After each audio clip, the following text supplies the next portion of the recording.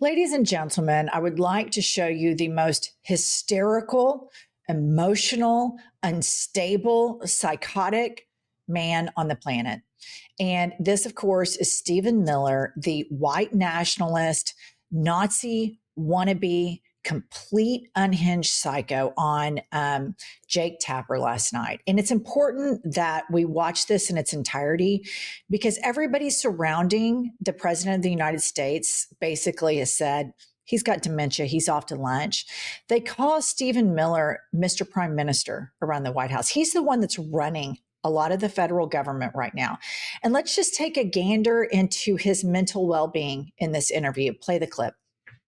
States is using its military to secure our interests unapologetically in our hemisphere. We're a superpower, and under President Trump, we are going to conduct ourselves as a superpower. It is absurd that we would allow a nation in our own backyard to become the supplier of resources to our adversaries, but not to us, to hoard weapons from our adversaries, to be able to be positioned as an asset against the United States rather than on behalf of the United States. Sovereign countries shouldn't be able to do what they want to do. The Monroe Doctrine and the Trump Doctrine is all about securing the national interests of America. For years, we sent our soldiers to die in deserts in the Middle East to try to build them parliaments, to try to build them democracies, to try to give them more oil, to try to give them more resources.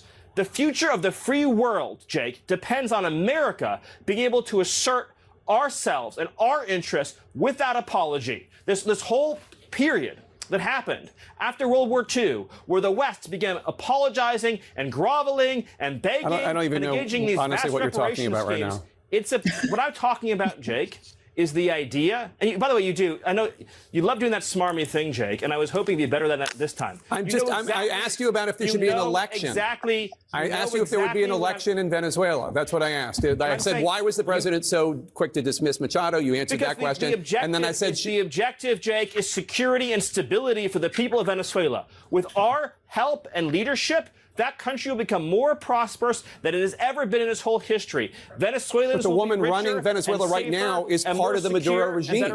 Well, there will be conversations, Jake, about all of these guideposts along the way. The reason why I was giving you that speech, which I know you didn't want to hear, is because you're approaching this from the wrong frame. This neoliberal frame that the United States' job is to go around the world and demanding immediate elections to be held everywhere, immediately, all the time, right away. To create these vacuums. That's not what I think, but you invaded the country. We went into the country and we seized the leader of Venezuela. Damn straight we did. And I'm saying, we're not going to let. So is the U.S. going to have new elections? Jake, is that we're not going to let Tim Pot communist dictators send rapists into our country, send drugs into our country, send weapons into our country. Okay. And we're not going to let a country fall into the hands of our adversaries. First and foremost, like we think Stephen Miller gives a fuck about Venezuela and its safety. 100%. This is the asshole that sent Venezuelans that were refugees in the United States of America, that sent them to CCOT. And then he probably sat around with all of these videos in his spank bank while these people were chained, tortured, sexually abused, the majority of them not even criminals. And then you have these horrible, diabolical, evil people at CBS News that spike the story that we're going to shine light onto that little pipsqueak's depravity and just complete psychopathy. It's unbelievable. But at the end of that video, he talks about rapists in the country. And I just want to say, are you aware of all of the rape that took place at Jeffrey Epstein's house to children that your boss, Stephen Miller, was in the epicenter of? Were you aware of any of that? Of course you're aware of it, because this isn't about Venezuela. This is about you trying to solve your problem of your parents probably not liking you, because that's how unlikable you are. All of your childhood friends probably hated your fucking guts. Everybody at the White House hates your guts. Everybody watching you on Jake Tapper hates your guts.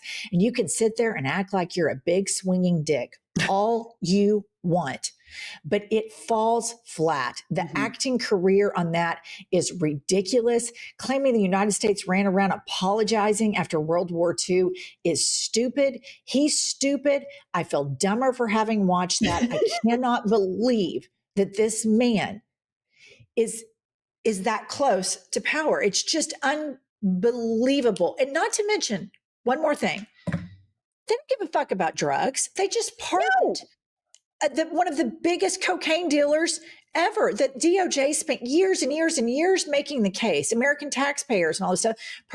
Trump just, that's it. Here's the thing. He's so disingenuous because of what you said. The president of Honduras, Trump lets him go free. He's the biggest drug dealer on the planet. They don't give a flying fuck about drugs. They don't give a flying fuck about Venezuelans or their economy. What they give a fuck about is going in and taking the oil and the natural resources of Venezuela.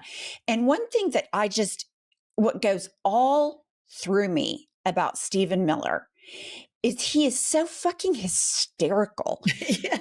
But I think the more Stephen Miller is on TV, the more people hate him. I had a conversation with a Fox News watcher, and I was like, what do you think about Stephen Miller? And it was like, he's awful. He's the most horrible person.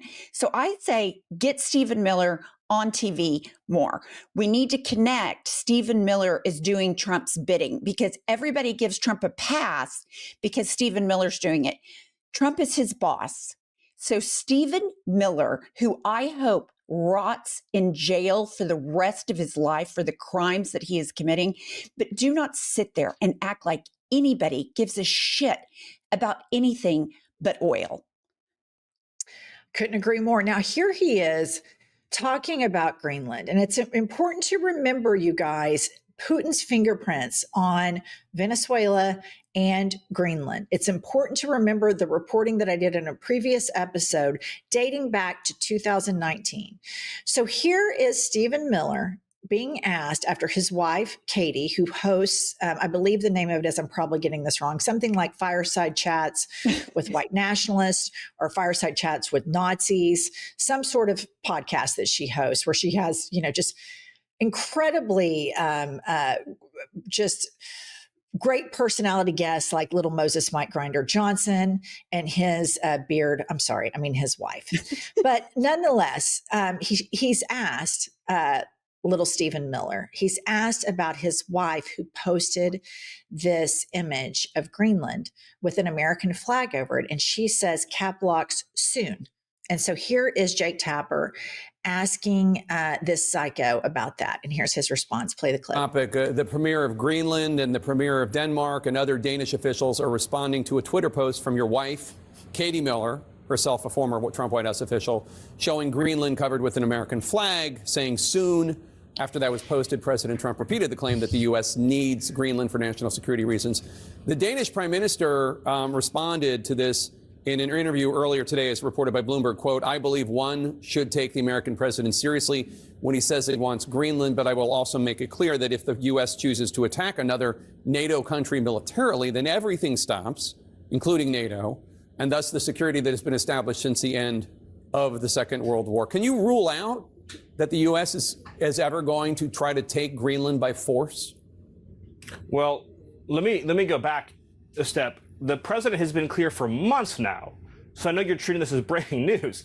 The president has been clear for months now that the United States should be the nation that has Greenland as part of our overall security apparatus. The United States, but your wife posted that like hours after the Venezuela operation. That's why it's newly relevant.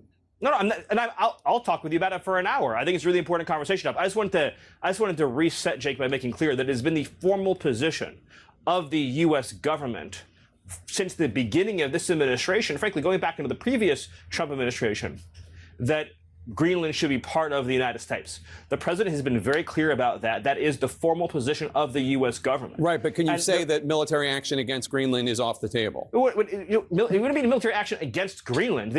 The Greenland has a population of 30,000 people, Jake. The real question is, by what right does Denmark assert control over Greenland? What is the basis of their territorial claim? What is their basis of having Greenland as a colony of Denmark? The United States is the power of NATO. For the United States to secure the Arctic region, to protect and defend NATO and NATO interests, obviously Greenland should be part of the United States. And so that's a conversation that we're going to have as a country. That's a process we're going to have as a community of nations. So you can't take it off the table that the U.S. would use military force to seize Greenland. You can't take it off the table. Jake, I understand you're trying very hard to, which again is your job.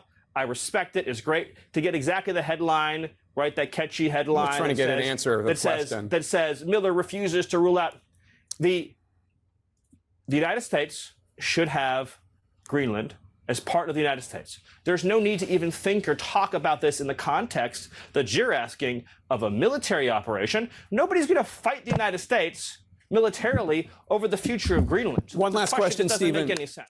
Okay. Pumps. Okay, first of all, the imperialism in that we are going to run Venezuela because we do it better. We deserve Greenland because we're us. It is so, it shocks me zero how they are able to demean Black and brown people and women and homosexuals because they don't think about anybody's interest but their own. And they are bullies at the highest order. And this whole argument, well, why does Denmark get him? I mean, it's so childish. It's so appalling that is on the ticker, deputy chief of staff in charge of policy. This man should be in a straitjacket, full stop. And these people will stop at nothing. And my thing is, when is Europe going to wake up that the Trump administration is for Putin, Benjamin Netanyahu, full stop? They do not give a shit about Europe. They don't give a shit about anybody's sovereignty. They want what Putin has. And I can't decide, is Trump trying to show Putin, I'm a big boy too, because I can go invade countries? Or is he doing this on Putin's behalf? I lean towards the latter. I think it's the latter. And I don't know that Putin has played him so well that I think he has manipulated Trump into thinking he's doing it as I'm a big boy and I'm acting like a big boy. But I did some reporting where we know that the Russian government in Trump 1.0 forged a document to Senator Tom Cotton about the United States buying Greenland. And that's when this first started. So when Stephen Miller in that video says that, well, this actually was in Trump 1.0, he's correct. It was, because that's when Putin started planning all of this, Venezuela and Greenland. But more than anything, this stuff with Trump and taking over countries, it's not new for America. It is not new American foreign policy. This goes way, way, way back. A lot of the immigration issues that we see in the United States of America are a consequence of destabilizing Latin America and trying to force our will all over the world. You can look at Iraq, you can look at Obama's drone operations, and we can go to pretty much every administration, whether it be Republican or Democrat, of this American arrogant foreign policy where we have democracy and by God, we're going to cram it down everybody's throats. Meanwhile, we have this massive, massive, massive debt. And all of this seems to be on, full blown speed when it is a Republican in power. And I just think it's really, really interesting that the anti-neocon MAGA movement has morphed into full-blown neocons. That there's just these guys, remember those string dolls when we were little pumps and you pull the strings hi, I'm Cowgirl Susie. Says the same thing over and over. And that's what happens with these Republican administrations. You can always bet the following is going to happen. Republicans are going to deregulate. They are going to add to the national debt. They're going to give the richest people tax breaks. They're going to make the poorest people pay for it. They're going to start bullshit wars. And the economy is then going to, towards the end of the term of this president, going to start to fall off a cliff. A Democrat comes in, fixes it, pumps life back into it, and then it just starts all over again because the Democrats do it incrementally and they get it to where it's functioning enough, but we never address the core issues. We've never had a Democratic president come in and atone for American arrogant and reckless foreign policy and us imposing our will all over the world. And as for Europe, they have had every chance to see what American foreign policy is, what it does. And they, obviously the EU is fairly new historically. And I think this is probably going to be a reckoning for them. I mean, I didn't have on my bingo card that we wouldn't be allies with the European Union, but that's obviously where this is heading. And so, moving along, you have these morons surrounding the president, and all of them were neocons, and then they all turned into America First isolationists. And now, Trump got a taste for military. He got to make the moment at Mar-a-Lago where he was watching the raid, and this is just going to be a fucking disaster. And you've got this old demon queen right here, and I'm talking about Lil Sis Lady Graham. And here she is, this twat, on the news. And it's just not enough, Venezuela. They are going to fuck everything up as quickly and as rigorously as they can before the midterms, and in a complete wag the dog episode away from all of this Epstein shit where our president is best friends and in the middle of a pedophile ring, and the family values Republicans. Lindsey Graham doesn't give a shit about it. Here he is, Lady Graham. Watch this. Choosing not to live this way anymore. And unlike Obama, President Trump has not turned his back on the people of Iran. So I pray and hope that 2026 will be the year that we make Iran great again. This fucking queen. I mean, good God. I mean, Jesus Christ, this man. It's unbelievable. So here, let's just review that this is real, what I'm about to say to you, Pumps. We have gone into Venezuela, abducted their horrible, awful, murderous dictator. But we cannot do that everywhere. And if one thing that the electorate told us from Trump's victory is Americans want to focus on America. Right. So that was all bullshit. In another clip, that old queen, Lady Graham, was sitting there talking about Cuba and taking Cuba. So we've got Venezuela, Greenland, Cuba. They're talking about Colombia, and now Iran. And this is obviously not good. This is not going to bode well. This is America last, and these fucking old DL demon queen dipshits that are getting to, oh, it's so fun to have big dick energy for the day. These are real life consequences. And here's something that we don't even really talk about that much. When the United States went into Venezuela, 40 civilians died. Those are 40 people that had lives, probably kids, moms, pets, drawers in their house where they kept their socks and their underwear, and had just a human experience, not a Venezuelan experience, not an American experience, just the human experience. And that just happens, and there's no somber moment from these fucking dipshits. It's just this grotesque flexing, make Iran great again, and all of this horrific bullshit. But I'm with you, Pumps. Put Lady Graham on TV more. Yeah. Because that was disgusting. Disgusting.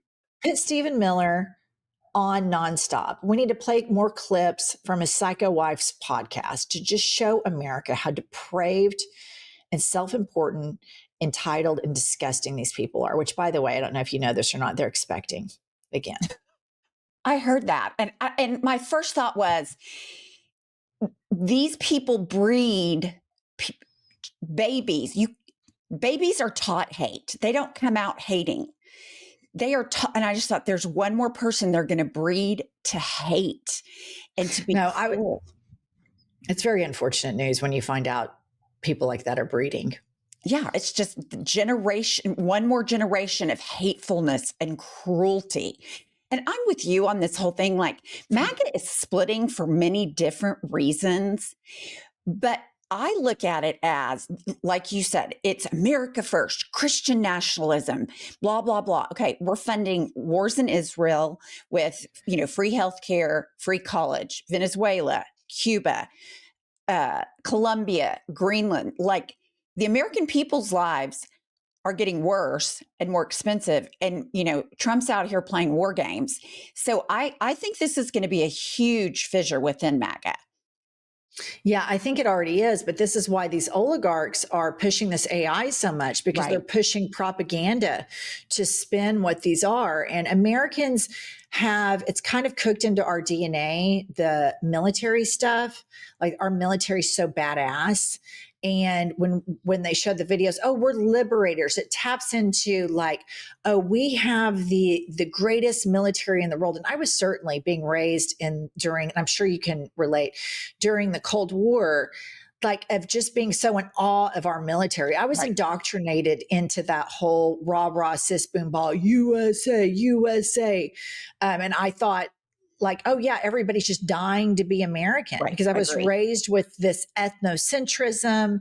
America is the best. And it wasn't until I was an adult and I kind of deconstructed that. Now, my house wasn't super into all of that stuff, but it was definitely ambient kind of patriotism propaganda that was just a part of me. And then coupled with this fact that everybody's waiting all over the world for to be saved by America, which, here's the deal. If one thing this election taught us is that Americans are waiting for their government to save them. That's right.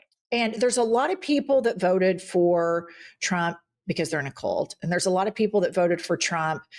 I don't know, maybe they just like him. Maybe they're dicks and he's a dick and they like that. But I think there's a lot of people that voted for Trump because they want structural status quo change in the United States government. They do everything they're supposed to do.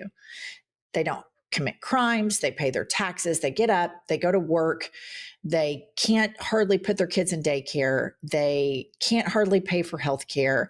Their wages never go up, and everybody looks down upon them for being poor. And I think a lot of people voted for this because they wanted the government to help them. And this is a window, Pumps, for the Democrats to come in right now and message, is he helping you? Right. He talked about eggs. He had a whole press conference with all these groceries on the table.